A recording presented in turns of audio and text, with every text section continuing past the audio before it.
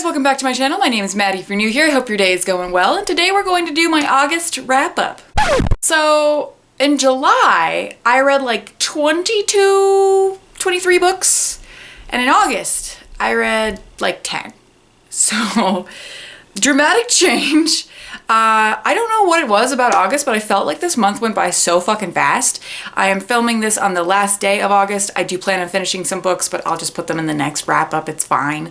But I'll just go over the books that I did read this month, because that's what we're gonna do. Of the books that I did read, a lot of them were smut, and a lot of them were Sierra Simone books. So I'll leave those at the end of the video if you do like smut.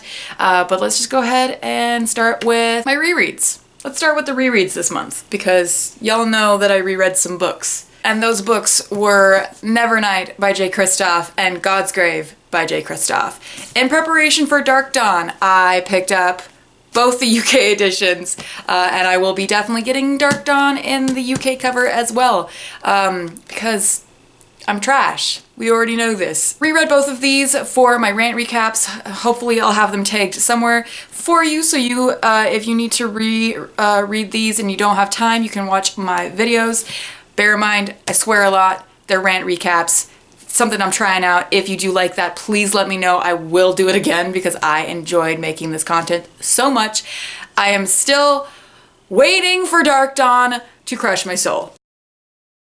So, if you want to know more about these books, watch the hundreds of videos I have. I do not have hundreds of videos, but if you also want to watch me tier rank J. Kristoff books, I have that video as well. Moving on, I read one fantasy book, I think, in the entire month, and that was Elise Kova's Rebels of Gold. This was the end of her Alchemists of Loom series. I really enjoyed the second novel in this series. I gave it like 5 out of 5 stars, I'm pretty sure, but this one just lost me. The overarching world of the series is so cool, and the steampunk elements are so interesting, but I felt like the tension in this book really lost it for me, especially with one of the side characters who the focus was on for most of this book. But I felt like she wasn't given the amount of tension that I wanted, especially with her romance happening off screen a lot, and that just felt really weird, because Elise Kova's other romance in the series with her main characters is so tense and so angsty, and I was just like, well, why can't I have angst and all of these other relationships? What I want angst, especially because this character was in a female-female relationship, and I was like, where is the female-female angst? I need it. But yeah, that was my opinion on that book. 3 out of 5 stars. I also read a nonfiction book this month, and I highly enjoyed it, and I definitely want to be reading more nonfiction.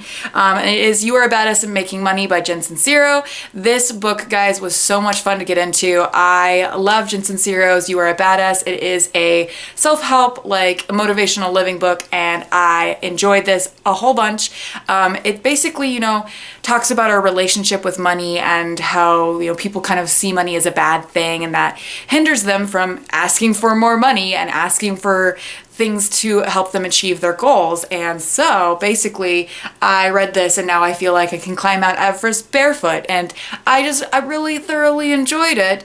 And I you know, if you want to help me achieve my goals, you should watch all of my videos, a whole bunch, and then, like, you know, hit that you know, book of the month link, because money. Everybody's uncomfortable. Let's move on. Okay, so apparently that's all the books that I read this month that weren't smut. So bye to anybody who doesn't want to talk about smut. So I read a crap ton of Sierra Simone books.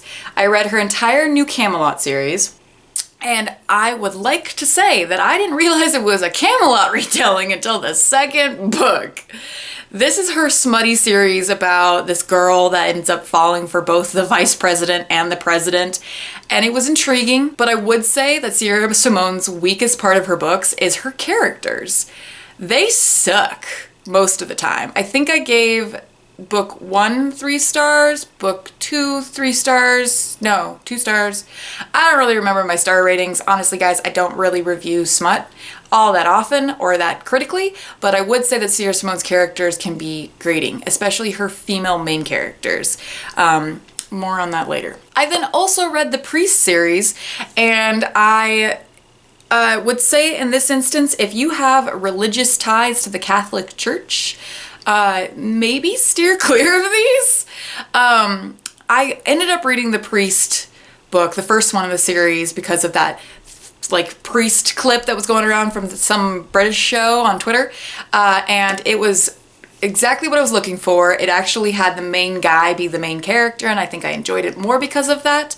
But then the sequel was kind of uncomfy. It was about this much older man dating this girl who was going to become a nun, and it was kind of creepy.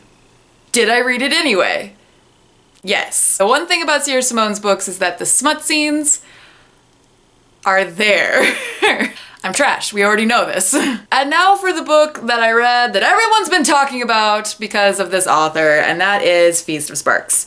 Now, I'm not going to rant about this book because I'm sure there's other people that have done that for you all over Goodreads, everywhere. But this was the sequel to... Fuck, I can't remember what it's called. Thorns, something Thorns. This was a sequel to A Lesson in Thorns, and as most of the internet probably knows, was not as well received by the book community as A Lesson in Thorns was. This book, I would say, focuses on the three most boring characters in the entire series very, very specifically, and their relationship is not done well, personally. And then at the end of the book, there is a twist that really fucking grossed me out, to the extent that I don't really want to read more Sierra Simone because I'm kind of angry. Like, I would say that I am not someone to kink shame. If you have a kink that you have that doesn't hurt anyone, that you don't like force on other people, that is absolutely fine with me. Just get down with your bad self. But I do have a problem with an author writing something into their book at the end as a twist that kind of makes the reader feel shameful for having enjoyed the earlier half of the book, because you don't know if your reader is into that kink, and you can't just introduce it at the end of the book and be like, hey guys, hope you're into that, because most of us are probably not. No, not into it. I am keeping this spoiler free. I'm sure that you probably have already spoiled yourself if you're into this series, but I am glad that I didn't buy this book because I waited for it from my library, and that was a good call. I would say Lesson in Thorns is enjoyable, but I have lost a lot of interest in Sierra Simone's writing after this, so there's that. Okay guys, that is the books that I've read so far in the month of August. Hopefully, maybe I'll read some more today, who knows? Let me know down below what was your most, enjoyed book and disappointing book of the month. I'm gonna go now guys, subscribe, all the good stuff, bye!